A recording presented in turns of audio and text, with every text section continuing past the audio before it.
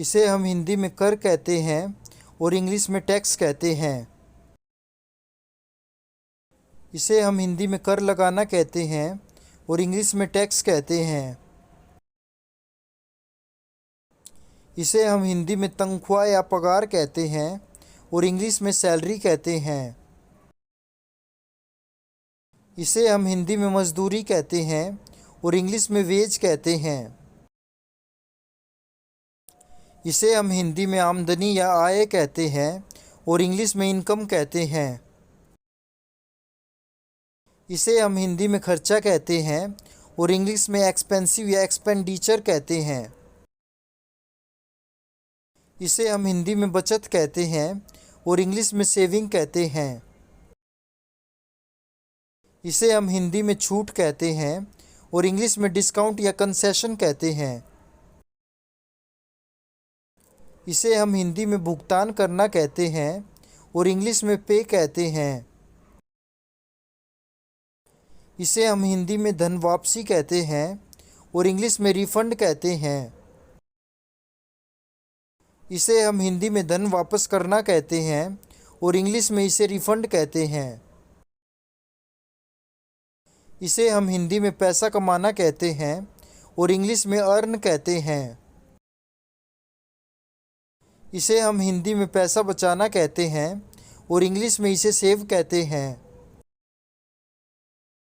इसे हिंदी में पैसा खर्च करना कहते हैं और इंग्लिश में इसे स्पेंड कहते हैं।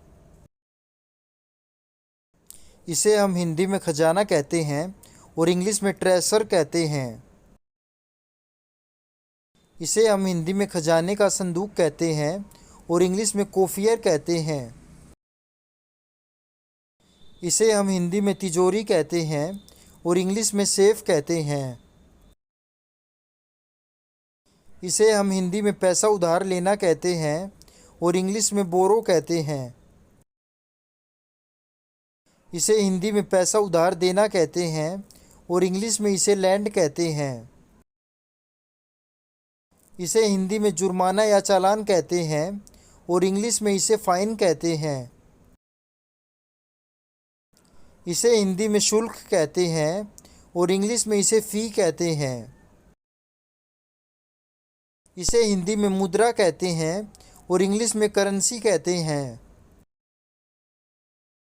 इसे हिंदी में छुट्टा या रोजगारी कहते हैं और इंग्लिश में इसे चेंज या स्मॉल चेंज कहते हैं। इसे हिंदी में जेब खर्च कहते हैं और इंग्लिश में पॉकेट मनी कहते हैं।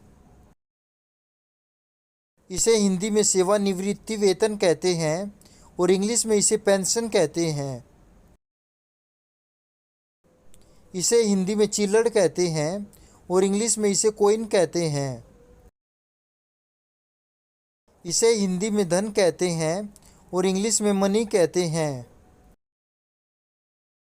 इसे हिंदी में रोकड़ा या नगद धनराशि कहते हैं और इंग्लिश में हार्ड कैश या कोल्ड कैश कहते हैं।